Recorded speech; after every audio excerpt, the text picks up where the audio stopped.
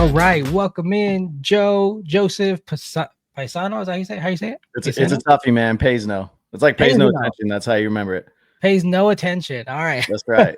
Welcome in, Mr. Pays no attention. Thank you so much for being here, man. I'm super excited. I know we share a mastermind. We're in a mastermind together. But yeah, I wanted to have you on because it looks like you're really crushing in your space. Real estate investor, construction company owner. It looks like you're only about 22 years old too. So man, you're just all over the place, bro. So tell us a little bit more about it. Give us a little backstory. Damn, bro. I look 22. I'm 40. That's legit. Hey, appreciate you, man. Appreciate you. No, man. Thanks for having me on. Absolutely, man. It's gonna be a blast. So I appreciate it. 100%, man. That's the goal. So are you? It looks like you have investor and you have a construction company. Which one started first? Yeah, that's a good question. I kind of accidentally started investing first. I bought my first house and started house hacking and kind of just did it just because I had friends that wanted to move in, and I learned pretty quickly. Like they started paying the mortgage, and I was like, oh, this is cool. And then I sold the house and paid off all my college debt, and then that super got me into real estate. So, and kind of during that time frame when I lived there is also when I started the construction company. Nice. Okay. So, what'd you go to college for? Yeah, I actually went for engineering, and I jumped into the engineering world for a while, and it just wasn't fast paced enough for me. Like I like to go and like keep moving, and there was a lot of just like cube life, hanging out, chilling, and it just wasn't. What for me it wasn't as fast paced. So I started the construction company kind of on the side while I was doing engineering, and then that just took off, and so I ended up leaving engineering and haven't looked back. Dude, that's super cool. Most people like they struggle to go from W-2 to 1099. So Mm-hmm. the fact that you just are like, yeah, let's just go is super awesome. So what gave you the confidence to be like, all right, I'm gonna leave college or I'm gonna leave my engineering, I'm gonna go full construction? Were you getting a lot of gigs or what was going on? Yeah, we were staying pretty busy, and like the money that we were able to make it was just quite a bit more than what I make as an engineer, and I could do it like just faster, like just because the volume was high. So it really didn't feel like a huge risk jumping into it. It kind of just felt organic, and it felt like the natural progression for me. But it's way harder running a business than I ever would have anticipated, for sure. Yeah, Definitely saw some challenges. Really, growth is what it was. Like growing the company, it was great when it was just me and a guy. And as soon as we started expanding, it was like, oh wait, I probably need to have like defined processes and like a standard way of doing things. And so I learned a lot the hard way, but it's been a fun journey for sure. yeah. SLPs, man, it's funny, bro. When you have your first job, you're like, oh, what's this employee handbook? Like, what I gotta learn all this stuff. And then when you're a boss, like it be when you become a manager or a leader at any level inside of a company, you're like, oh my God, this is like super important because Mm-hmm. you realize that everyone doesn't know what you know. Everyone's not going to do the things that the way that you're going to do them, and you have to start putting these guide rails for everyone, especially with these SOPs. Because even me running my team, like, oh my God, what are you guys doing? Mm-hmm. Oh, So absolutely. And I mean, even if they have the best of intentions, and they usually do, it's like they're just going to get to the end result in a different way. And a lot of times that experience feels different to the client. And it doesn't necessarily always get done to the same standards and all that stuff. So yeah, I used to think like safety meetings and like, all the quality stuff and SOPs and all that stuff was just kind of like, was kind of lame. And I wasn't a huge fan of that in the W-2 space. But you're right. As soon as I jumped over into, being my own boss, then I was like, oh wait, all this stuff is super necessary. So yeah, super it was a necessary. transition for sure. I got you, man. Did you hire somebody for that, or you just kind of figured it out yourself? No, I just started recording what I do. So any like computer activity I'd record, and then we've only recently started actually recording stuff in the field. So we've been actually like talking through stuff and recording it, and then what we're doing is compiling like a list of everything so that then our employees can just click on a link and watch a video.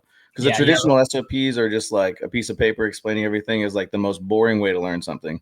So video is a lot more interactive. 100%. So you're putting together your media library. Hey, employees, refer to the media library first, and then you can reach out to me. Is Mhm. that your SOP, or is like still reach out to me? No, I'm like, yeah, try to refer to that first. If you have any questions, then like I'm here to help out. But yeah, I like it because if I have everybody reach out to me every time, then what I'm basically saying is like that they need me as the lifeline, and really you want people to be able to do stuff on their own. So I kind of like the 1-3-1 approach. If you're Yep, familiar with that. I am. So yeah, But for the audience, I want you to say it because I really like that role. yeah, 1-3-1 is like where if somebody, identifies a problem or a challenge that they have, so that's one, then they come up with three potential solutions and then they make their one recommendation on what that is. And as you start to incorporate that in the day to day, then pretty soon they're self-sufficient and they don't really need to come and ask questions because they already have kind of got used to their brain figuring out what the solution looks like. Yeah. I actually learned that from Dan Martell. Oh yeah, he's a stud. Super stud. And that's like I use the 10-80-10 rule. I use a lot of his rules, like buying back your time, right? Where you're recording the video Hmm. libraries, right? So those are, man, that book, guys, free shout out. If you guys have not read Buy Back Your Time by Dan Martell, like you have to, if you're a business owner, if you're a serious business owner, this is gonna change your life, guys. It So absolutely will change I your just want life. to put that out there. And that's like, well, before we got on, we were talking about having a VA, and that's literally that's the playbook I run with all my VAs. It's like, here's the Hmm. vision, go implement on it, do the 80%, and then I'll review like, okay, it looks good, or hold on, let's fix that, So definitely life changing book for me. So very cool, Yeah, man. he's an amazing guy. He's absolutely legit, and he's taught me a lot of stuff. So, Buy Back Your Time, which I've also read, is an absolutely fantastic book. But the other thing he taught me that was really beneficial for me is that I found out that I was just kind of over time, like I had listened to all these audiobooks and I had read all these books, but I wasn't implementing the strategies from the books in my life. So, Mm, what his whole like method is to like actually like study the book as if you're studying it like for a class. So he'll like highlight stuff, take notes, journal about it, like and find ways to incorporate those things into his life. And that really helped me a lot. Like because I realized one day, like, man, I've read like 30 books, but like I haven't really, I mean, my mindset shifted, but I yeah. haven't like really done a whole lot as far as like the day to day. So Yeah, that's fair, man. So yeah, you through books you definitely transform, you become more. Um mhm. a good habit that I've kind of picked up, it is kind of transitioned over the years. Like first when I would come with the idea, I like write it on a note, on a piece of note, like a sticky note, and then it was like, okay, let me go do it right now. And then it went to like, okay, let me call my staff. And then it went to, okay, let me text my staff in the group, or let me group text my staff. And then it got to uh let me group text my staff, and then they go put it on a project board. So now it's like, okay, we have a project board, like doing or idea, doing, done, whatever, right? There's a project board that Mhm. they manage. Like I just meet with them weekly. Hey, this is important to me. Hey, this was just an idea, we don't really need it, right? So now we can go from idea to execution and really just close that gap very fast, right? You get the feedback loops very fast. Alex Hormozi is the person that really resonated. That's where it's like, oh shit, the faster you go through from idea to execution, like you start to compound your growth way faster than the person Mhm. next to you. Because me and you might hear the same thing, but depending on who implements first or who implements like much faster, is that'll tell you how fast you're going to grow. I was sitting with my nephew the other day, and he was talking like where I was 5 years ago to where I am now. He's like, dude, everything you said you were gonna do, you've done. But in my head, I'm like, dude, I haven't. What are you talking about? Like, I don't remember doing Mhm. anything. But it's just like you just grow so fast because you're just constantly implementing and constantly just um, giving things away. Like me, I'm always giving things away.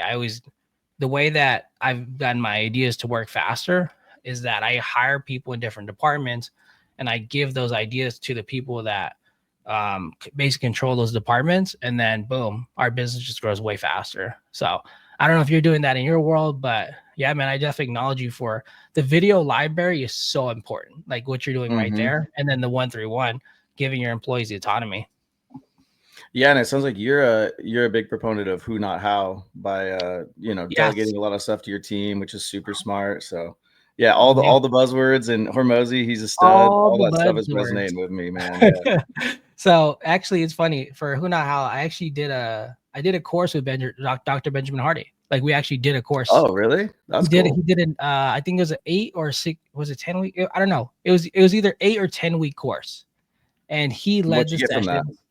session. His big thing was pulling your success forward. Because he was writing a new book, and it was like a year or two ago.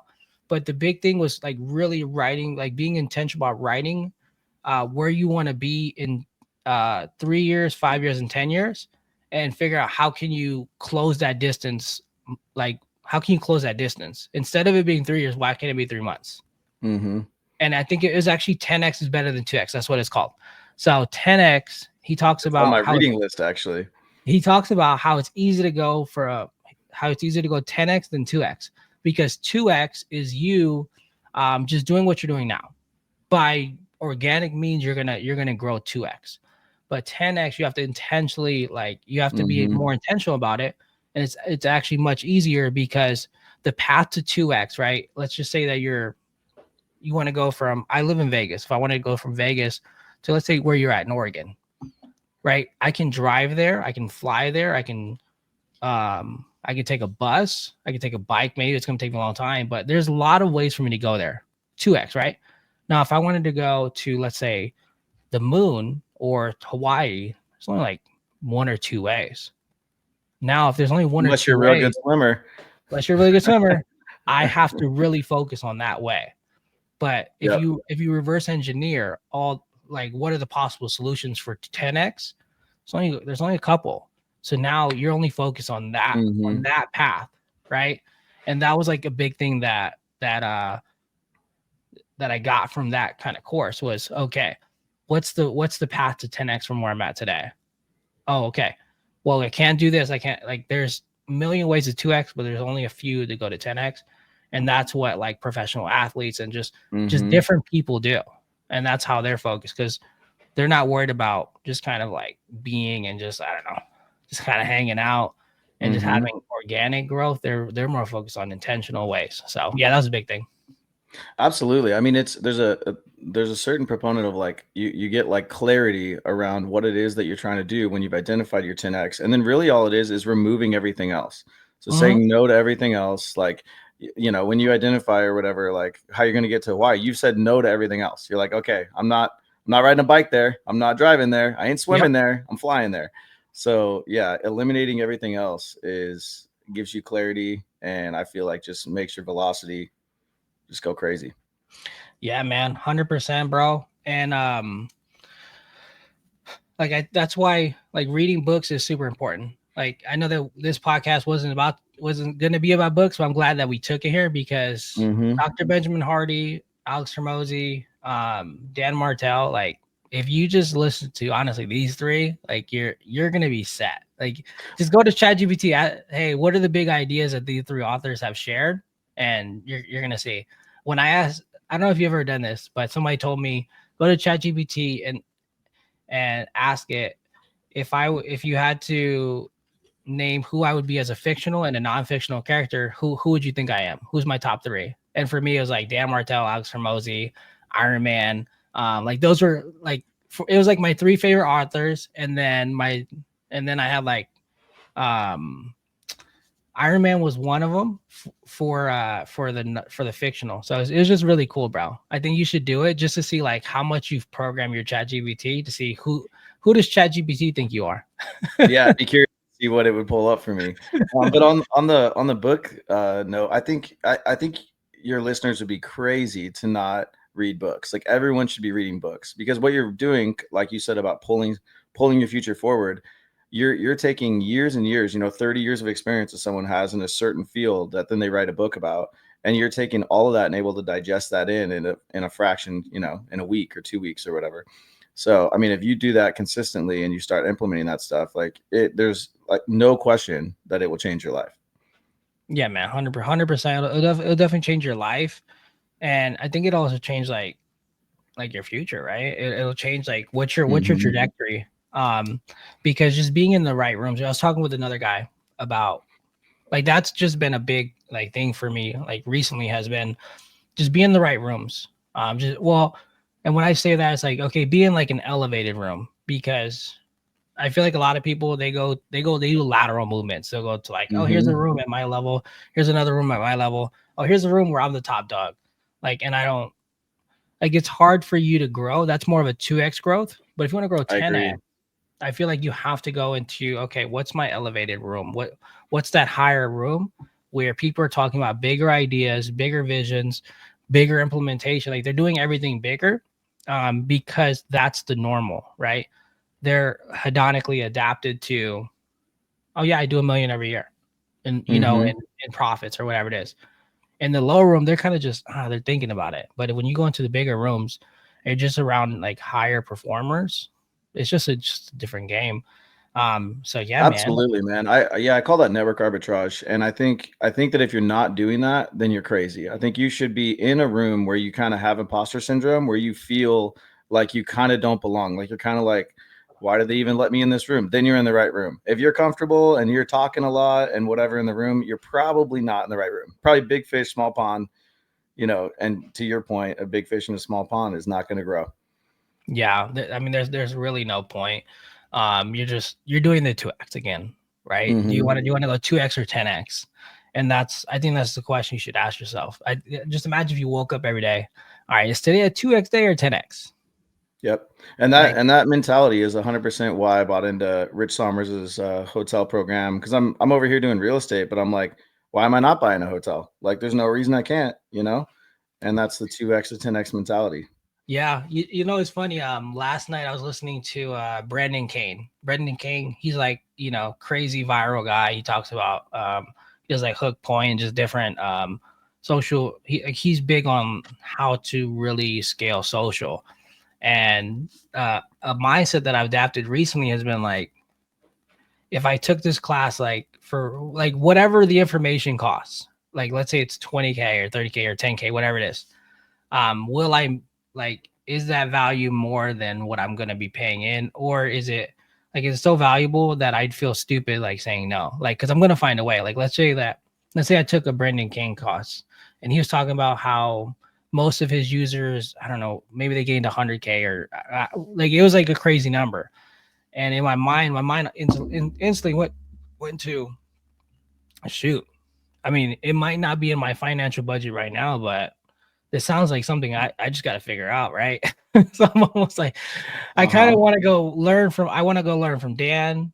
I've learned from Benjamin. Like, I want to learn from all these people, and like, Mm-hmm. whatever the money is, it's almost like, it's almost costs more not to do it. It's like, Yeah, oh shoot, if absolutely. I don't do it, like that sounds like the bigger risk. It sounds like I'm gonna lose out on more time if I don't go learn these concepts. Like, I also want to learn from Russell Brunson. I want to learn ClickFunnels, like how to. Of course, I can always hire somebody, but I want to understand it at least to a general knowledge where it's like, okay, I see why everything works the way it works. I want to learn from Brendan Kane, like the social media aspect. Rich, I'm learning more the brand part, and eventually I'm going to go into the hotel part with him as well because I'm more in the social media space.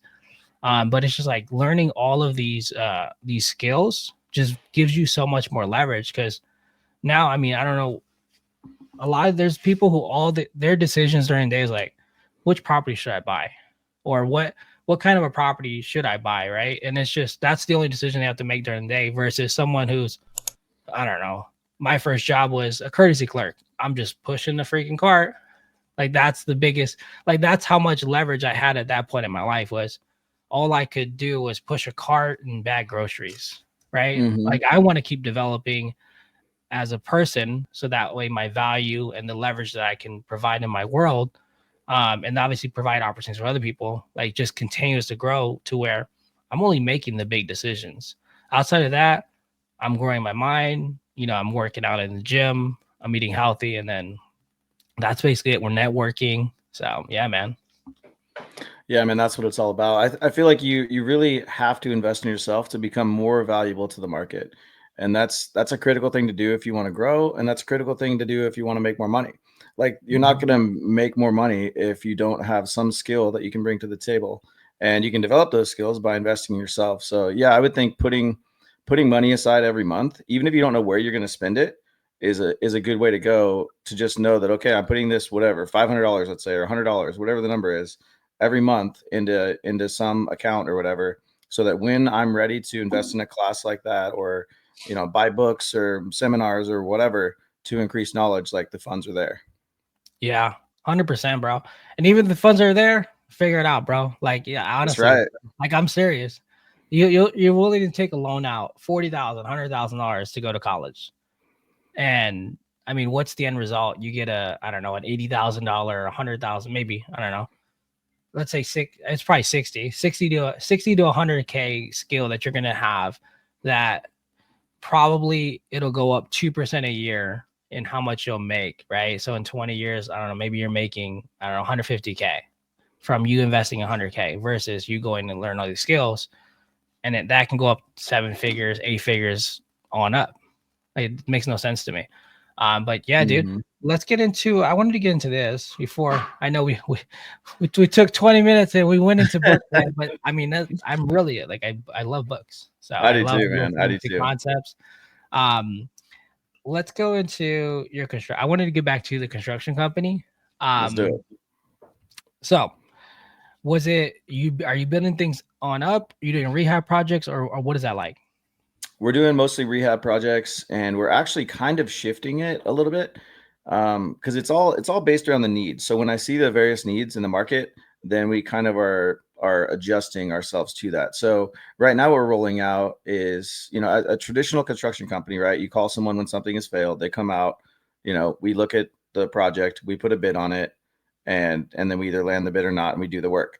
But that's a super reactive approach. So we actually are shifting it a little bit more to be proactive. So we're shifting into a subscription-based maintenance program that allows us to maintain the home instead of coming out after something's failed. We can say, hey, you got another maybe like 5 years or so, you might want to start saving for a new roof, so that they don't have this huge capital expense that they weren't prepared for.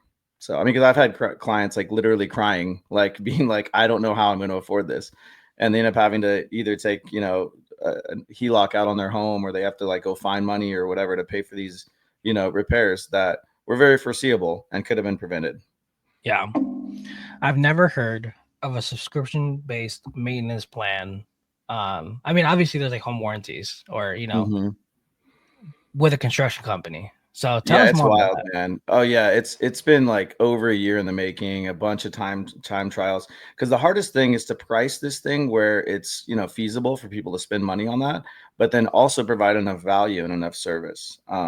So yeah, what we basically have done is made a tiered system. The entry one, very affordable. I think the lowest plan is $150. So it's about what you might pay for, like a high end gym membership or something. So we tried to make it as affordable as possible.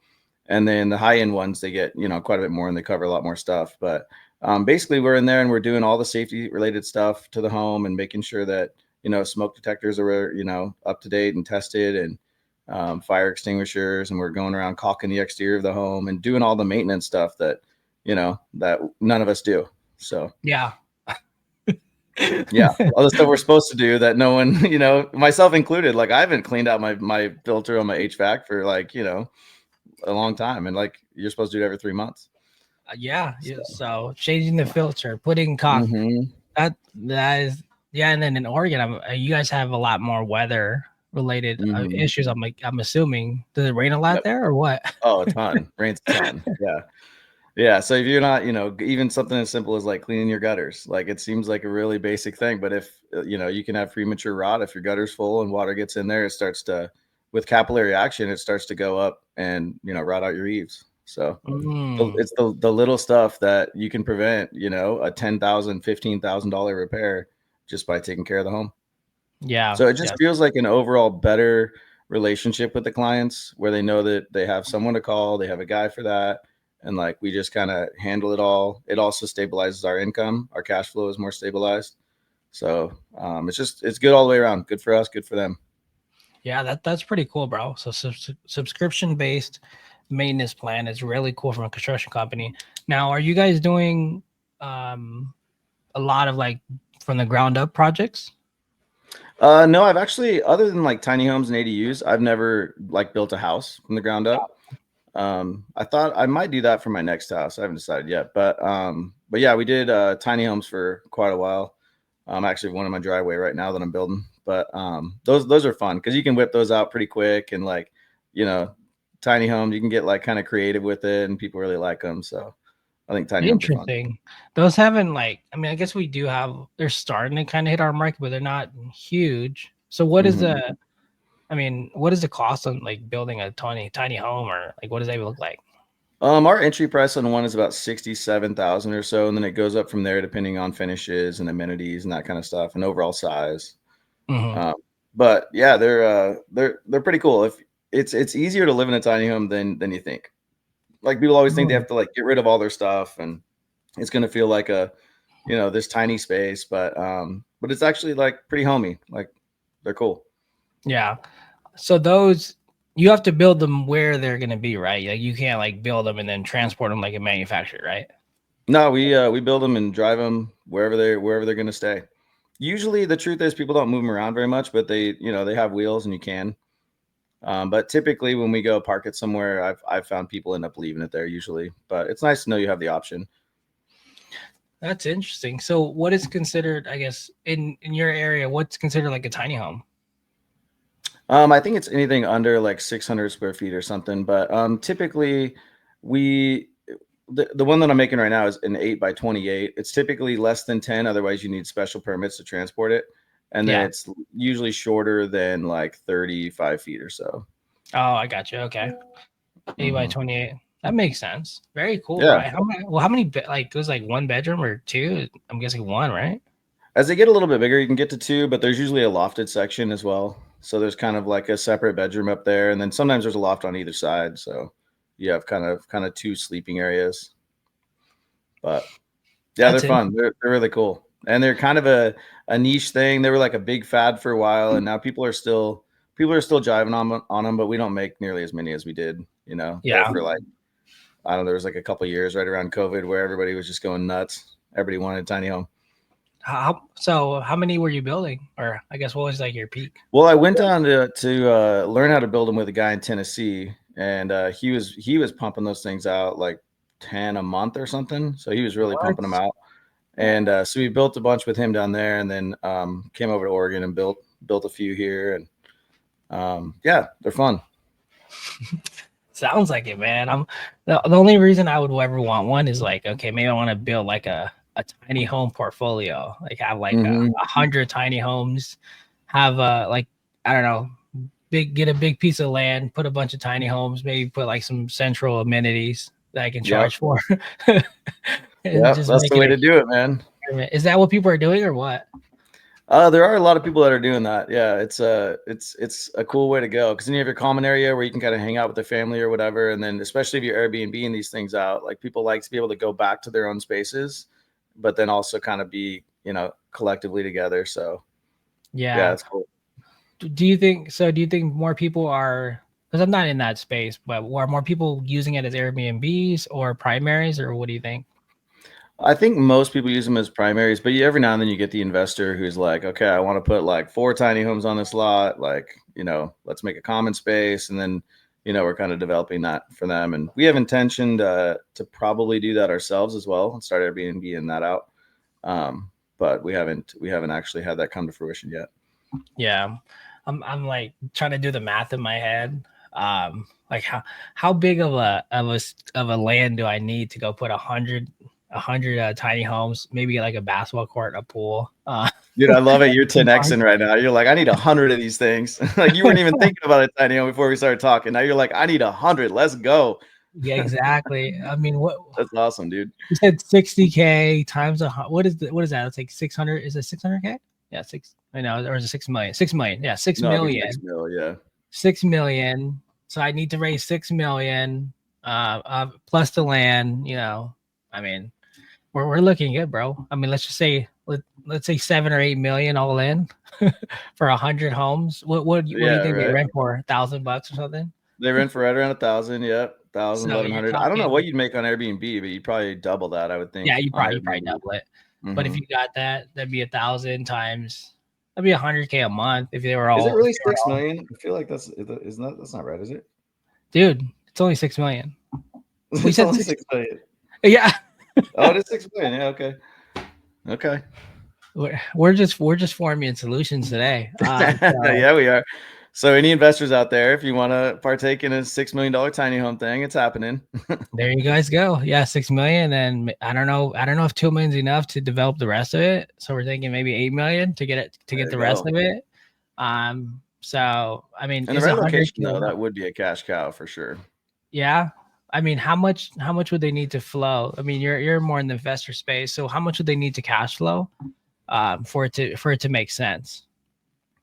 I mean, I think that it comes down to what return you want, right? So you'd be looking at your cash on cash return and all that. But if they rent out for like $1,200 a month or so, like what is that percentage on That's 67?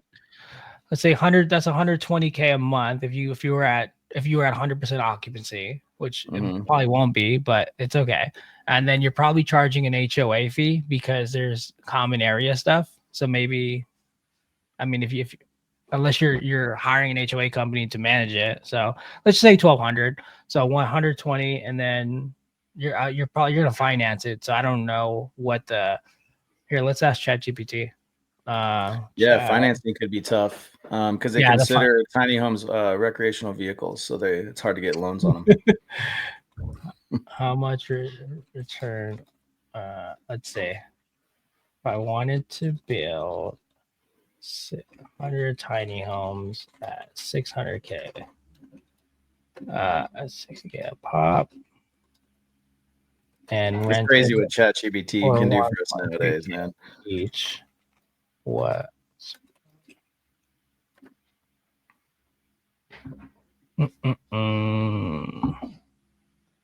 So let's see. What you learning? Yeah, I know. Let's say. Oh well, yeah. If we couldn't finance it, so if we couldn't finance the entire thing, which obviously you'd want to, but basically it says 100 tiny homes at 60K, it'd be 6 million total. With 1,200 rent, you're talking 120K monthly income. That's 1.44 annual, and then your ROI on that's 24% that you'd make back for. So it'd take you about, let's say, a little over 4 years to make your money back and just be net profitable. But if you can get it financed, and obviously you're probably looking, you're looking solid, right? Because if you're getting 1.4 back, then you won't have a loan on it in, let's say in 5 years. Let's say it take you 5 years to make all your money back, and then you just be cash flowing 1.44 a year, not including expenses, but also not including if you're going to raise the rents. I mean, it sounds decent, right? It'd be a good retirement plan. I mean, I wouldn't be mad. Sure. I wouldn't be mad making one, probably 1.5 to 2 million in a few years down the road. I wouldn't be mad about it. It's just like owning a big apartment complex, I guess. Yeah, I mean, no, that's a chunk of money. I mean, you could even at that point you could flip it and sell it, and you get a nice return on that if they considered it a commercial property. I don't know if they would with the homes being mobile. Yeah, I don't know if they would, right? I mean, I'm sure there's a bunch of risk, or I'm sure there's some investor out there though that can probably figure it out, because most investments don't pay themselves off, that quickly, like in 5 years. So yeah, with that amount of money coming in, you could find someone that'd pay a pretty penny for that. Yeah, man, there you go. I mean, what if we just scaled it down to, I don't know, 10 of them, right? Then it'd be a tenth of the cost if the math was the same. I wonder, what if I did? I wish I could pull this up on the screen. I wonder if I can. Can I share? Let's see. Probably can. Can I share? Share. Oh, here we go. Here, let me just move this. Let's see if we can share it. I haven't tried it on this podcast platform yet, so maybe we can. A window. Oh, look at that. Does it work? Nice. Yeah, I can see it. Oh, there you go. Okay. What if we did 10%? What if we did 10% of the project? Yeah, 24% ROI. That's solid, dude. With just 10 homes instead. So it's gonna work it out. But yeah, this is what I asked. If I wanted to build 100K or 100 tiny homes at 60K a pop, I don't even know how it knows what a pop means. And rented for 1.2K. It's my ROI. Or I guess I could have put cash on cash return, but whatever. 100 tiny homes, 6 million, rent 1.2. It'd probably take like a year to rent them all out. Maybe less. I don't know. If you had the right social media traffic. And then, yeah, 24%. And let's say if we went 10%, so the math is still the same with 10 tiny homes. And then you just have to figure out, would you like to explore financing options? Oh yeah, sure. Sure. You're about to get this loan approved right now. we're about to get an underwriter here. Okay, there you go. Let's go 20% down payment, 5% interest rate. It'll probably be 7% interest rate, I'm guessing. Yeah, 5% is pretty friendly. Yeah, super friendly. Dude, the monthly mortgage is nothing. So it would just be raising this money, which you can do that with private if you wanted to, or get like a HELOC. Your monthly cash flow or your monthly rental income before expenses, right? Well, that's without the mortgage payment. I mean, yeah, you're looking good, honestly. 88.3% cash on cash return. Dude, that's and what's then up. Airbnb is looking really nice. 75% August fee rate. Okay, so that looks pretty good. Oh, and they're being conservative. They said 23 nights a month. Yeah, 20. Yeah, they're being conservative. ROI with Airbnb income. Oh yeah, look at that. 199% cash on cash. 200%. That's nuts. Let's Sounds see. like I had to build some tiny homes. Yeah, man. Well, I mean, you're the guy, dude. You already know how to do it. Oh, here you go. Summary of ROI options. All cash. So this is a Dave Ramsey method. And then let's see. Traditional. All cash. That would be strong if you can find the right markets to do this in the Airbnb model. Would you like to dive deeper? Okay, sure. Let's see what it says. Save on management fee. Yeah, self-management sounds terrible. Let's just say we don't want. Yeah, let's go 10%. Somebody I interviewed, Patrick, he manages Airbnbs. Like he has 100. Yeah. I was connecting with him when we were over on the yacht like a couple months ago. He's a cool dude. He's a sharp guy. Super sharp dude, super smart. So yeah, easily. And then he always guarantees he'll make you more. So I'm like, okay, cool, bro. Make us more. Is he managing your properties now? No. But he was my first guest this year. Oh, actually. cool. So, right on, dude. We spoke a lot, but it was a super strong conversation. It's just kind of doing this thing.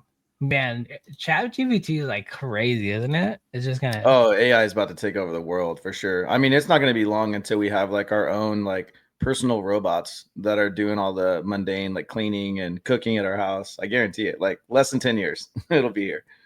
Definitely, bro. Now it's just okay. Oh, this was the other question I was going to ask. Okay, what city would this work in? Oh, there you go. Let's see. There, it's going to tell us now. That's a lie. Las Vegas. Oh, shoot. Coming to Vegas, bro. Hey, man, let's go. I don't think it would work here because we have a lot of restrictions around Airbnb.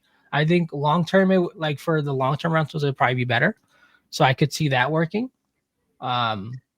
It could be good if you have restrictions around Airbnb because then if you go somewhere that doesn't have any restrictions and then they implement them, it can blow up your whole business model. Yeah. Like you can operate within the confines of whatever the rules are there, unless they're just so strict that it's like you can't even. So we can't have it. We can't have 2 Airbnbs within 600 feet. And then there's also like restricted like areas on the map that we can't even be in. Like the Airbnb is kind of tough here.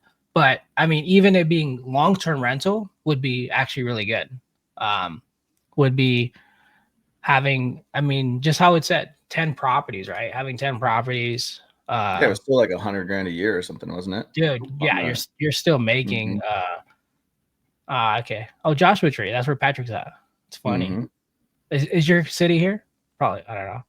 No, I don't think so. No. Nah, you're Who not wants to go here. to Oregon? It rains too much here. People are visiting here. Yeah, dude, that's solid.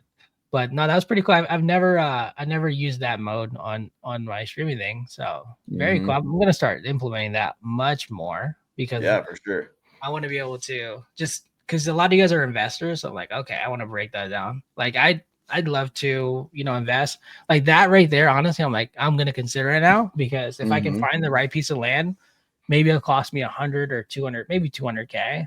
Um, and then Yeah, the if I cash can flow is get just nice. So yeah, the cash flow is amazing. If it costs 20%, okay, awesome. If it's 40%, cool. I mean, 20% probably be even better. And then it looks like you're making shoot, what was it? A 144, I think. Yeah, it was yeah, I 140. mean, and it's hard to find any houses, and I'm sure you as a realtor you know this too, but like that meet the 1% rule, or even you can almost reach 2% on tiny homes and ADUs. So that's a huge play right now that a lot of people are doing, especially with the housing crisis where they've lightened up regulations, allowing more, ADUs and backyards and stuff. Like that's where it's at. Yeah. Yeah, it's just finding the right zoning because Hmm. I don't think you're gonna have a problem finding the people, especially if it's like literally a new tiny home, everything's brand new. I'm sure some Hmm. of those tenants they'll probably stay there for a long time. So very cool, bro. Well, let's keep it moving. We talked Let's do it. construction, we talked books, talked mindset, we even broke down a deal like actively. So as far as real estate investing, are you actively investing in real estate? Do you have a portfolio or where are you at in that Yeah, I've world? sold most of my properties, and I'm actually looking to get into the hotel space. We got one that we're looking at right now in Palm Springs. We put an offer in. It's kind of on that 10x mindset. It's a huge deal. Way too big for me to really go after myself. We have a team of people that are looking at it. So there's currently four of us. If we get under contract, we'll probably bring in another capital partner. Mm, But yeah, that's I'm going all in kind of on the hotel space while kind of cleaning up things construction wise, rolling out this program. So kind of doing it all at the same time. But yeah, hotels is what I see as the future for me, real estate wise. nice, man. Yeah, that's the hotel thing is interesting because I've Hmm. never considered it before, like being like this in proximity to rich. You're like, oh man, this seems like a way better approach than acquiring, I don't know, one or two homes, right? Like Oh, kind of like most people absolutely. do the house hacking method, right? Which is great, Hmm. I think, to start because then you can build up equity, you can do it, you can basically live for free. Hmm. But it just takes too long. Like it takes a long time and you can only house hack so often. But when you get into like acquiring 10, 20, 30, 100 doors, whatever it is, like you're multiplying way Hmm. faster. So that's very And it's cool. really a process. Like you jump through all the same hoops, and like you're still getting like a similar loan. It's just bigger numbers. It's like you're kind of crazy to not 10x it when the process is like it's like the exact same. Yeah. So Yeah. Yeah. and in many ways, it's even easier because you have more units. So Yeah, that makes sense. So is this going to be your first one that you're going to do, or have you yeah, already? Oh yeah, man. it's gonna be my first one, dude. Yeah, I've never. I even kind of skipped like most people did the Airbnb thing. Like I even skipped over that. I've never done like short term rental. I don't have any experience in the hospitality space. So rather than going and buying one and screwing it up, that's why I was like, I'm gonna get into Rich's program, and I'm gonna get around people that know what they're doing. I'm gonna partner with these people. I'm gonna add value and basically not screw it up. So I'm paying some money to avoid a much bigger mistake that I would likely learn the hard way on my own. So it's just a philosophy Exactly. Yeah, for the cost of replacing one roof or something, like play. whatever. Mm-hmm. Like Yep. you get to be in proximity, and then because there's different partners in the hotel space, right? Like there's like capital partners, there's the Mm-hmm. operators, there's the people who are finding the deals. So what do you guys see right now that you're needing for to get into your deal now? Like what is it that you're looking for in the market for you? Like, okay, yeah, that sounds like a yes to me. Do you, or is that the other partners are doing that? No, we all look at it. I do a lot of the underwriting as well. So I mean, we're looking at least at a 15% IRR. We like it to be in the 20s. Same with cash on cash. We like those to be up there. And then number of units is important. So we like it to be where you don't have to have on-site staffing. Yep. So we like to do remote access. So ideally it would not have like a lobby, and they would all be able to kind of go in and just remote check in. So some of those things are important, but yeah. Interesting. You know what? Before being in the mastermind, I never thought about the remote access thing. Because I've stayed at places that had remote access, but I never realized it. Where it's Yeah, like, oh it's a man, huge lever. I mean, it is huge because a lot of these that we're buying are distressed properties. We're looking for seller financing. And if you can immediately kind of, basically save that, whatever you're paying that, that desk person, say 40K, 50K a year, whatever it is, right to your bottom line. I mean, that increases the value right away. Because as you know, commercial properties are valued based on their income, not valued based on the comp set. exactly. Yeah, that makes sense, man. And for the people listening, what is IRR? IRR, and I think we said TLC, but what is TLC as well? Yeah, IRR is the internal rate of return. So that's basically what you're making on your money. So a lot of people compare that to like what they're going to make in the stock market and that kind of thing. So it's similar process is like if you invest 100 grand and you're at 10%, then you're making the 10% over the course of that year.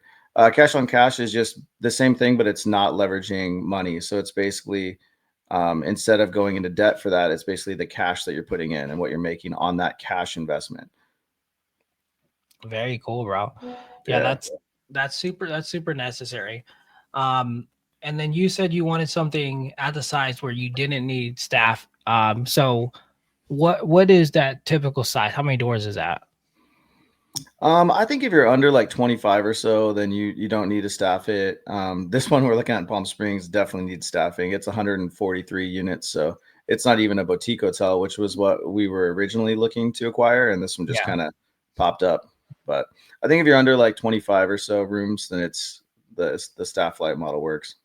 Yeah, and then for those, where is it like, okay, we're just kind of hiring a cleaner per door, like, hey, we're gonna have this, and there's, hey, I need you to clean 3 rooms today. Is that kind of the solution? Yeah, you just 1099 your cleaners, and then they can also do, depending on what you're doing for like food and other amenities, they can set that out in the morning. So you can kind of have them multi-purpose it.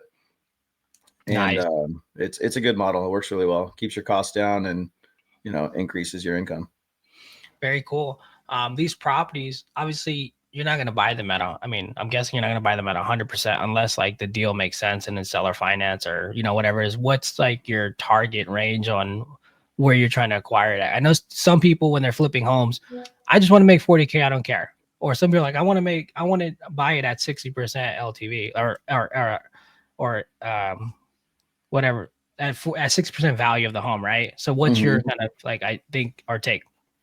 There just needs to be some value add component, whether it's in operations or construction.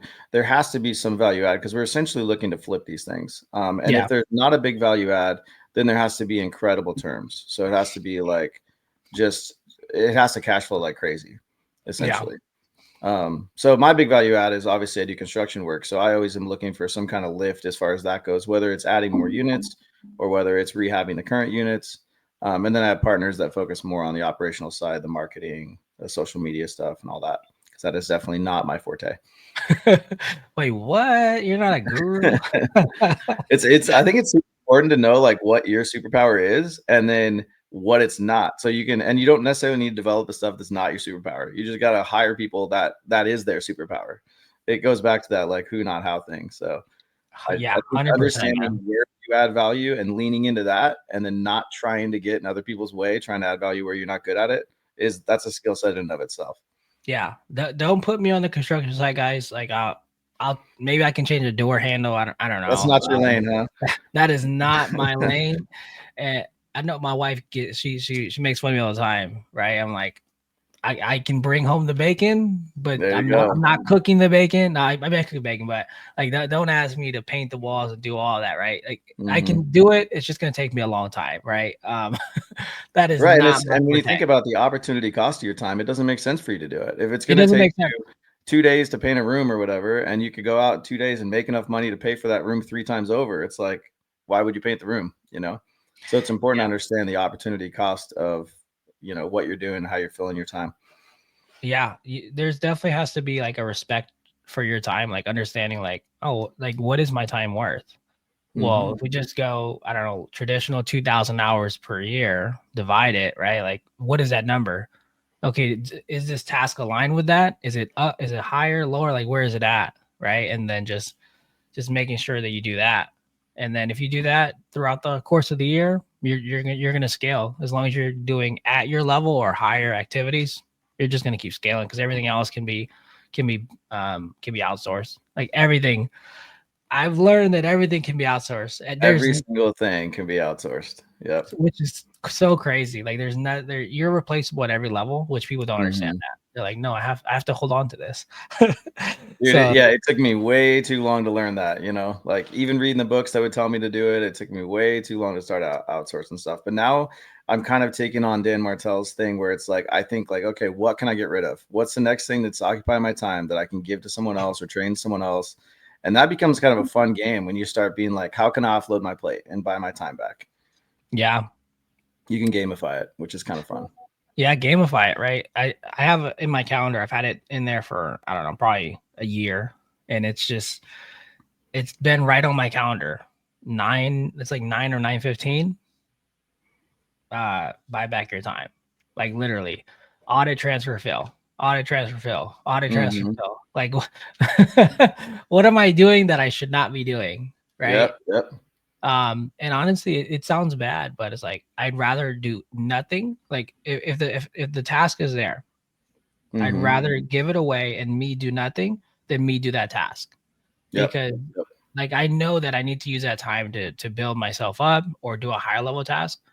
But if I do that task, I'm almost submitting to, oh wait, it's okay. I'm just kind of letting myself, no, it's okay, you can do that. When like I shouldn't be, right? But the reverse mindset where most people are, they're like, why are you being lazy? Why don't you just do that? And it's because they haven't got to this place where they respect their time enough, or they have like this commitment to what their hour is worth. When you understand what your hour is worth, then you're not gonna do those tasks. Like you're not taking out the trash and cleaning the windows every day. You're not doing those low level tasks. And it's not by not because doing you're that, better. you're providing a job to someone else, which is, you know, you're being more valuable to the marketplace by doing that too. So I think there's a lot of benefits to getting rid of those tasks. And if you aren't sure, for the listeners out there that aren't sure what tasks to get rid of, it's really good to just think about, like, take a second and stop and pause and be like, what am I doing? What do I have to do today that I'm so not looking forward to? And then what am I doing where it feels like time just flies by? So the stuff where time is just flying by, that's the stuff you're meant to be doing. That's what you should be doing because you get into flow state. The stuff that you're not looking forward to and that you're dreading and you're hating, that's the stuff you got to get rid of. You got to find someone else to do that stuff. Yeah, 100%, man. Even though intellectually we all know how to do these different things, we know we can do them. You gotta let them go, so that way you can keep growing. So yeah, man. Well, shoot, we're at the top of the hour. I mean, this kind of flew by, right? Just like it did, man. What we were saying. I'm like, dude, okay, well, let's talk about more books. Let's keep going, right? But I have another one coming up, so I got to call it quits right there. But man, definitely want to have you back. We can talk more about, you know, maybe you already have acquired that hotel property, and you know, we talk more about books and just kind of where you're at next time, bro. So I appreciate you coming on. Man. If somebody wants to follow you and, you know, add to your massive following already, like, where can they find you? Yeah, you can find me on Instagram. My handle is Payseno, JPAZNO. So you can see everything I'm doing there. I appreciate you having me on, man. Thanks a lot. 100%, brother. We'll see you on the next one. Sounds good, brother.